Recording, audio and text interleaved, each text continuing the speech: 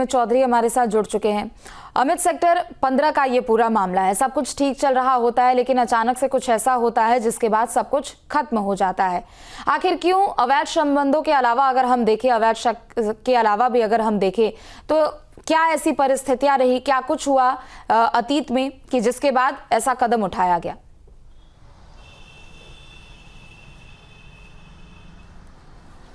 देखिए, पुलिस की अभी तक की इन्वेस्टिगेशन में नरुल्ला ने जिस तरीके के पुलिस को बयान दिए हैं या उसके बेटे के द्वारा जो अपने पिता के ऊपर आरोप लगाए, उसमें ये बात सामने आई है कि पिछले काफ़ी दिनों से एमसीए की पढ़ाई करने वाला नरुल्ला बेरोजगार था, अपने घर में रहा करता था, जबकि उनकी पत्नी सिविल इंजीनियर के तौर पर सेक्टर 62 की एक बड़ी कंपनी में काम कर रही थी और दोनों के बीच में इस बात को लेकर भी विवाद हुआ करता था कि वो बेरोजगार है। हालांकि अपने आप को शेयर ट्रेडिंग का काम करने का दावा जरूर अपने परिवार के सामने वो किया करता था, लेकिन उसके कामकाज से कहीं ना कहीं उसकी पत्नी खुश नहीं थी। दूसरी तरफ नरुल्ला को इस बात का शक था कि उसकी पत्नी जिस कंपनी में काम करती है वहां के किसी शख्स के साथ में उसके अवैध संबंध हैं। अवैध संबंध होने के शक में दोनों के बीच में पिछले काफी दिनों से लगातार विवाद चल रहा था। ईद के त्योहार पर भी इनके घर में लड़ाई हुई, इस तरीके की जानकारी पुलिस को मिली है। उसके बाद कल के दिन जब हत्या को अंजाम दिया तो इनके माता पिता, दोनों ही परिवारों के माता पिता को बुलाया गया था, परिवार के लोगों को बुलाया गया था कि इन दोनों के बीच में सुलह करा दी जाए। उनके पहुंचने से पहले नरुल्ला को इस बात का डर था कि परिवार के लोग आएंगे तो उसको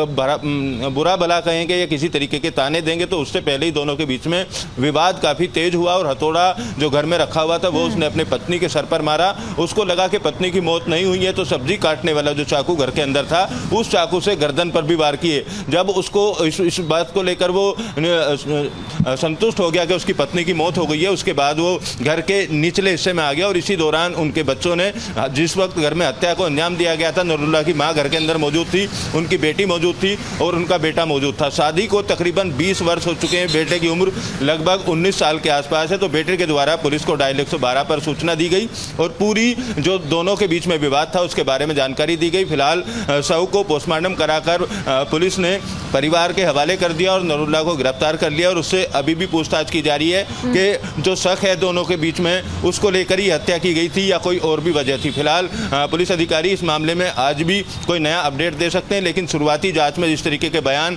परिवार की तरफ से सामने आए या नरुल्ला की तरफ से बताए गए उसमें अवैध संबंधों का शक था और वो भी शादी के 20 साल बाद, जब बच्चों की उम्र 19 साल के आसपास थी, उस वक्त दोनों के बीच में शक जो है वो पनपा और उसी शक के चलते अपनी पत्नी को मौत के घाट उतार दिया। जी बिल्कुल। और देखिए, जिस तरीके से ये पूरा मामला सामने आया है वो काफी हैरान करने वाला है, क्योंकि अगर हम देखें अभी आसपास समाज में कई ऐसी घटनाएं हो रही है जिसके बाद कहीं ना कहीं इस तरीके की जो मामले सामने आते हैं या फिर ऐसी जो कहानियां बनती है उसे लेकर कई सवाल भी अब खड़े होते हैं।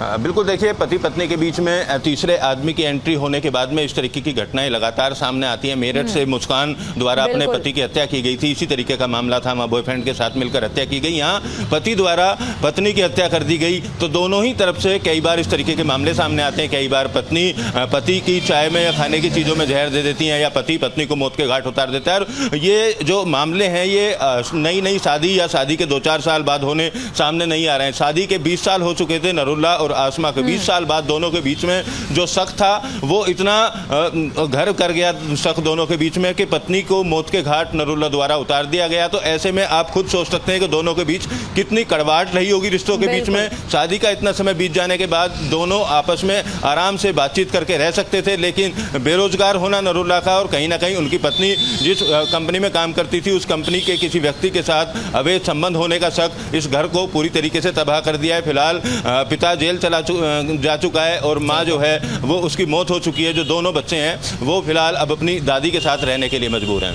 ठीक है, बहुत शुक्रिया आपका तमाम जानकारियों के लिए।